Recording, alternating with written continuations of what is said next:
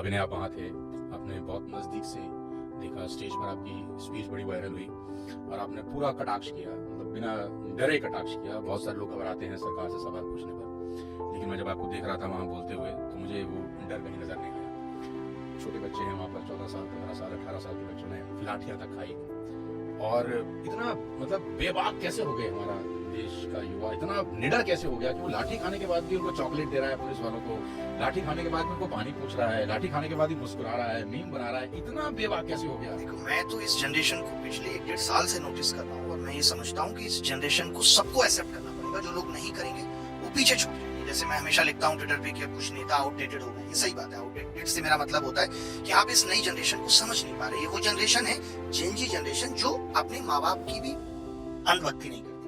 ये अंधभक्ति वाली जनरेशन नहीं है, इसको हर बात पे लॉजिक चाहिए। ये वो जनरेशन है जो पढ़ते पढ़ते किताब हाथ में है और वॉशरूम चली जाएगी। हम लोग कहते नहीं यार बुक लेके वॉशरूम नहीं जाना चाहिए, ये हमें बताएगी नहीं, आप लॉजिक दीजिए कैसे, क्यों नहीं जाना चाहिए। ये वो जनरेशन है जो ये कहती है कि यार आज हम भगवान को मानते हैं, भगवान हमारे दिल में है, लेकिन हम मंदिर इसलिए नहीं जा रहे क्योंकि पुजारी वहां पे आए हुए श्रद्धालुओं से अत्याचार कर रहे हैं। ये वो जनरेशन है जो ये कहती है कि यार भगवान के मंदिर में चोरी करने वालों के मन में कैसे वो आस्था और श्रद्धा हो सकती है कि हम भी उस राह पे चले।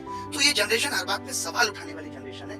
इसी को ना सरकार ने समझा, ना ही लोग समझ पा रहे हैं, इसलिए वो आउटडेटेड होते जा रहे हैं। तो ये अलग टाइप के लोग हैं, इनका साहस अलग तरीके का है। मुझे ऐसा लगता है कि मैंने तो कम से कम 1000 से भी ज्यादा लोगों से बात की होगी उस प्रोटेस्ट स्थल पे। जब मैं उन्हें सुनता हूँ तो मैं खुद उनकी बातों से चौंकता हूँ कि ये किस तरीके की बात करते हैं। इसमें कितने ऐसे लोग हैं जो कहते हैं कि नहीं यार, मैं नीट नहीं दिया, मैं तो जॉब कर रहा हूँ, अभी मैंने ज्वाइन किया है जॉब, मेरा ग्रेजुएशन भी हो गया, लेकिन जब बात आ रही है अच्छा देश हित की, देश में पेपर लीक हो रहे हैं, तो मैं उन लोगों के साथ खड़ा हूँ। हमारे टाइम पे मैं आपको बता दूं, हम लोग दोस्तों का साथ भी बड़ा सोच समझ के देते हैं कि नहीं। ये वो जनरेशन नहीं है, ये दोस्ती के लिए कुछ भी कर बैठती है। हमारे लिए दोस्ती में पता है क्या है, 8-10 साल पुरानी हो, 12 साल पुरानी हो, इनके लिए ऐसा नहीं है।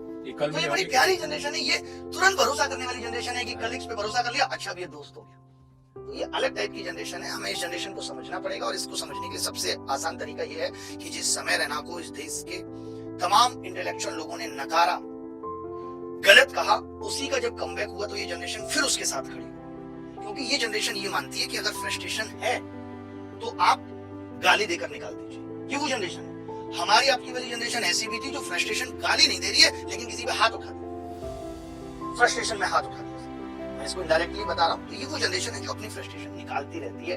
अब वो गाली के जरिए निकाल रही है या कुछ भी मीम बना करके निकाल रही है। इस जनरेशन से आप बिहार की भाषा या झारखंड की भाषा में कहें तो सक नहीं सकते, इस जनरेशन से आप नहीं सक पाएंगे। तो वहाँ ऐसे लोग भी आए जो नहीं पढ़ पाए, जो अभी तक अनपढ़ है, लेकिन वो सिर्फ सपोर्ट करने आए कि आगे आने वाली पीढ़ी के लिए देश में अच्छी शिक्षा व्यवस्था मिले।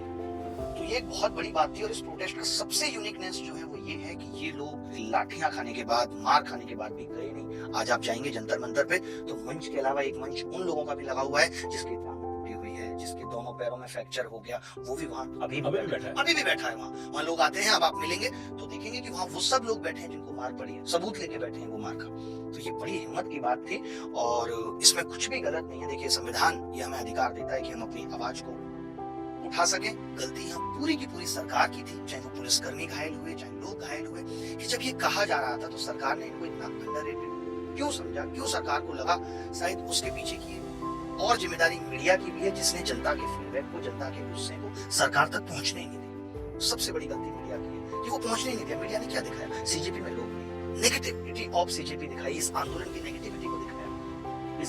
कोई नहीं है। तो ये सरकार के साथ मीडिया ने भी विश्वासघात किया। अगर शायद सरकार तक भी ठीक चीजें पहुंची होती तो ये नौबत नहीं आती कि पुलिसकर्मी घायल हो रहे हैं, इस देश का युवा घायल हो रहा है, ये नौबत ही नहीं आती। इसके लिए पूरी तरीके से मीडिया जिम्मेदार है। कांग्रेस ने 70 साल देश लूटा, किस कांग्रेस ने लूटा? कांग्रेस एक शब्द लूट सकता है क्या? ये कहना चाहिए ना कि कांग्रेस के नेताओं ने लूटा, जिसमें से मैक्सिमम आज बीजेपी का हिस्सा बनकर फिर लूट रहे हैं।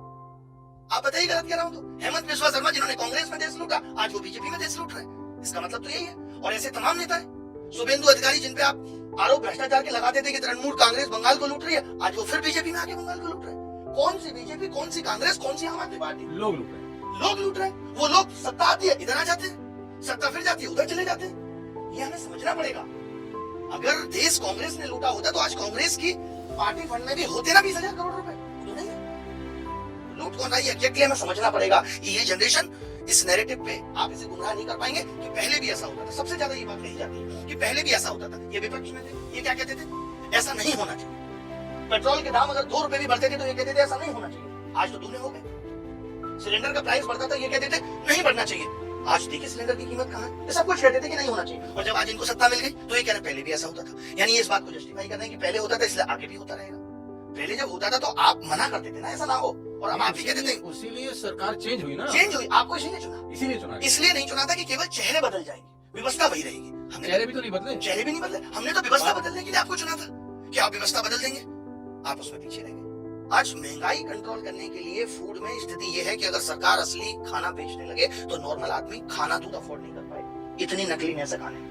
और नकलीनेस कहाँ नहीं, पेपर लीक हो रहा है तो उससे जो लोग सेलेक्ट हो रहे हैं वो नकली। आपने यहाँ तक सुना होगा कि जो टीयर गैस छोड़ी गई वो नकली थी, एक्सपायर हो चुकी है, वादे नकली, भाषण नकली, आश्वासन नकली, सब कुछ नकली है। जिस मंत्री को जो जिम्मेदारी तो वो उसे संभाल नहीं रहा। आपने देखा ना कि किस तरीके से नड्डा साहब इंटरफेयर कर, नड्डा साहब क्या स्वास्थ्य, नड्डा साहब शिक्षा की बात करें, ये अकेले एक शिक्षा मंत्री की बात नहीं। 80% पेपर लीक तो डॉक्टर जितेंद्र सिंह जो डीओपीटी मिनिस्टर है उनके अंतर्गत हो रहे हैं। तो अगर लोग ये कह रहे हैं कि हम अगला इस्तीफा उनका मांगेंगे तो गलत नहीं है। लोग ये कह रहे हैं कि हम राजस्थान के शिक्षा मंत्री जिनको बात करना ठीक से नहीं आता, दिलावर साहब, उनका मांगेंगे। बिहार के शिक्षा मंत्री जो भूल जाते हैं कि उनको शिक्षा मिली है, वो बोलते हैं कि मुझे स्वास्थ्य की जिम्मेदारी दी गई है, उनका मांगेंगे। तो गलत क्या है भाई? जनता से आप चुनकर गए हैं, जनता के फीडबैक पे आपको सरकार चलानी पड़ेगी। हमने कोई देश परमानेंटली आपको भेज नहीं दिया है, आपको संभालने के लिए दिया है 5 साल के लिए। और जनता अगर आपसे असंतुष्ट है तो आपको उस फीडबैक को कंसिडरेशन देनी पड़ेगी। अगर आप नजरअंदाज करते रहेंगे तो इससे सबका नुकसान है, देश का नुकसान है।